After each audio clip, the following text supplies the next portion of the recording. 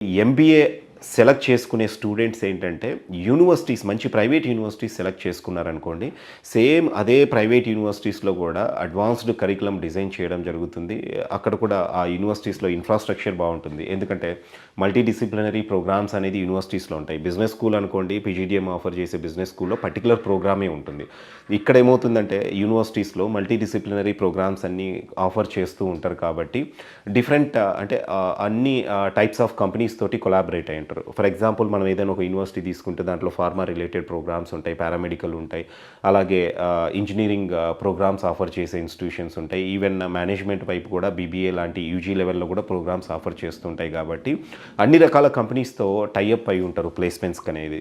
So ఆబ్వియస్గా ప్రతి ఇన్స్టిట్యూషన్లో కూడా అది మేనేజ్మెంట్ రంగంలో అంటే ఫార్మా ఇండస్ట్రీస్ తీసుకున్నా, ఐటీ ఇండస్ట్రీస్ తీసుకున్నా, మనము పారామెడికల్ వైపు తీసుకున్నా కూడా ఎక్కడైనా ఎంబీఏ గ్రాడ్యుయేట్ అనేది ఫైనల్గా అవసరమే. సో కాబట్టి అక్కడ ఏంటంటే మోర్ నెంబర్ ఆఫ్ కంపెనీస్తో టైఅప్స్ ఉంటాయి కాబట్టి ప్లేస్మెంట్స్ అనేది ఎంబీఏ ఆఫర్ చేసే ఇన్స్టిట్యూషన్లో కొంచెం ఈజీ అవుతాయి. ఇది యూనివర్సిటీ తీసుకుంటే అండి, ఎంబీఏ ఆఫర్ చేసే ప్రైవేట్ యూనివర్సిటీస్, అండ్ అది కూడా ఈచ్ సిటీలో కొన్ని టాప్ ప్రైవేట్ యూనివర్సిటీస్ ఉన్నాయి, అవి సెలెక్ట్ చేసుకుంటే సరిపోతుందన్నమాట.